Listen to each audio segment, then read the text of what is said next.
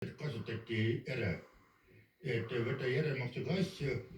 No vaatame natukene siin korteris ringi, see on siis köök, no tõeline poissmehe köök. Kui su elukaaslane seda näeks, siis ma arvan, et tahaks pahane natuke.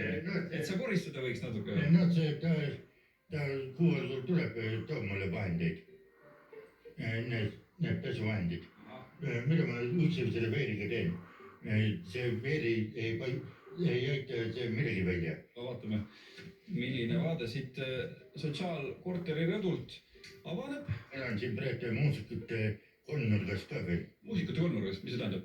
Vaat selles, mis on see roosa katusega kolmikmaja. Seal elab mul üks sõber Toomas Trubetski. Siis elab see Elina selles kollases, kelle juures ma olen käinud külas vahest harva. Ja selles, mis on, kui siit otse vaadata, on ka üks kuulus muusik. Ja ma vaatasin, et kui sul võib-olla see köögis on natukene vaja korda luua, siis rõdu on küll väga korras võrreldes kas või sul naabriga, et tema rõdu on tunduvalt rohkem asju täis, et kuidas sa naabritega läbi saad? No see on ka niimoodi seinast seina. Mõni naaber on häda, helistab, tule appi, annan sulle raha, mine käi viina järele. Mõtlen, aga mis kasu mina sellest saan, kui viina lähen toon. Ma ei saa sellest mitte midagi kasu. Siis hakatakse ei tea mida kokku moosima ja pärast lähen käin viina järele ja tuleb üks sidukott pähe. Sa ei saa siis mingit tasu, ei saa ei pitsi ega ei saa eurot? Ei, see pitsi ma saan, aga suitsupakki ei saa. Ja tööandjatel ma ütlen nii palju, mida te kutsute inimesi tööle ja annate lootust, et võtate tööle ja pärast ikka öeldakse ei. See on täielikult häbematus ja veel mõnitavad ka veel. Jah, küsimus ei ole ju selles, et sa ei oleks üritanud, vaid see, et sa ka minuga ühendust võtsid, see tuligi sellest, et sa käisid kuskil töövestlusel ja sa said täiesti ebaviisaka suhtumise osaliseks. No räägi oma kõige viimane kogemus ära. See oli neljapäeval. Saalool käisin töövestlusel linnuliha liinioperaator. Et see läksin töövestlusel, seal oli peale minu 9 kandidaati. Siis kui esimese 3 kandidaadile öeldi nii, te olete ilmaliidid, tõmmake siit. Jällegi küsin, kas selline tsitaat oligi või? Jah, ja teised 7 öeldi ära. Mida te vaatate, minge teie uksest välja ja minge otsige teine töökoht. No juba, kuule, lähme siit tuppa sooja, ma tahan kindlasti näha, kas siis mis seal duširuumis sul ära tehti, mille eest sa pead natukene maksma.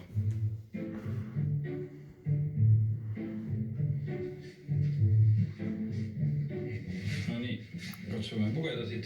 Sa mainisid ka, et sul on siin vannitoas olnud natukene kõpitsemist, mis on ju ka tegelikult raha võtnud. Mis siis ära tehti? Paiti mulle see uus tussvärk. Mul ennem oli see puhapuru ja tahan selle uut kappi, vart ei saa. Öeldi nii, kui tuleme, teeme remondi ära, peab maksma linnavara-ametile juba 3-4 tuhat eurot.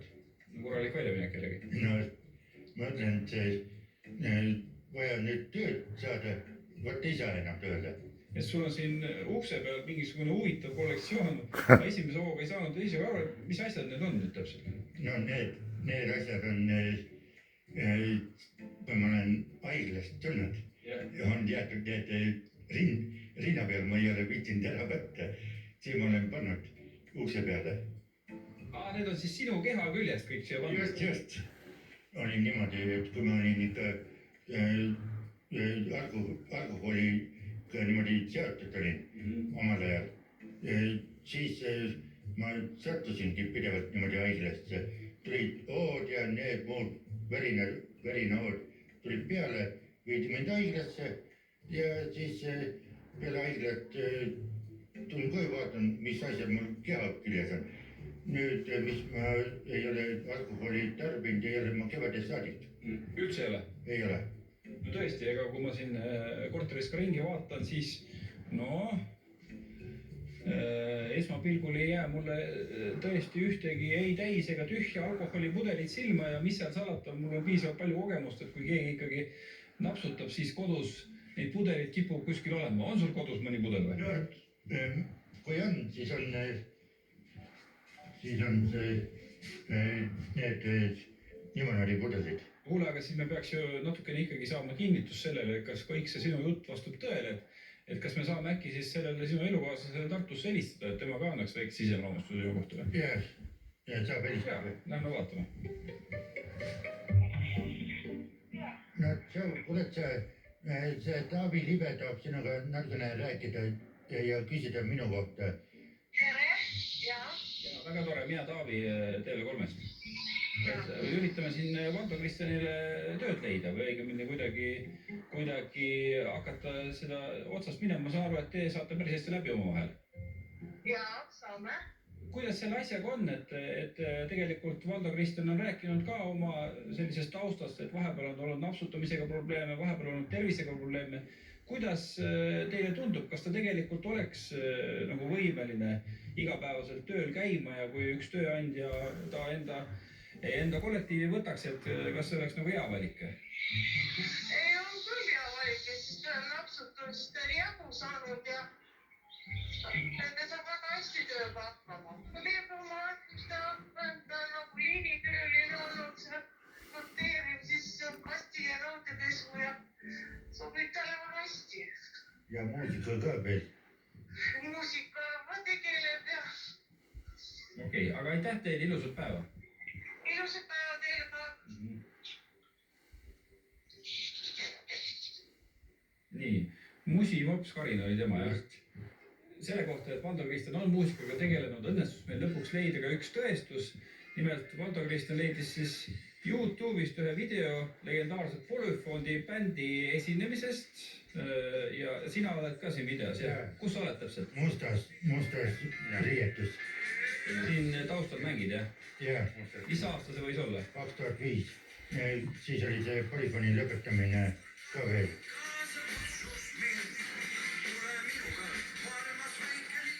Sai ikka käidud ja tehtud muusikat. No aga sealt videost on ka näha, et sa oled selline noor, krapsakas, sale mees, tervis on korras. Ma saan aru, et sellest on peaaegu 20 aastat möödas võrreldes selle Polyfoni kontserdiga, aga mis sinu tervisega siis juhtus? See on tänu see alkoholile, millest ma jõudsin jagu saada. Kui vana sa oled? 36.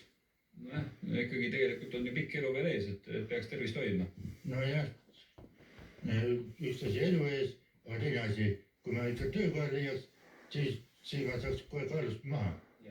Ühesõnaga on nagu olnud elus raskeid aegu ja on tehtud valesid valikud, aga eriti nagu 36-aastasena võiks ikkagi üks inimene uue võimaluse saada, eriti kui ta on üritanud ennast parandada. Nii et ma usun väga, et kui sa leiaksid õige töö, siis hakkaks ülesmäge ka minema.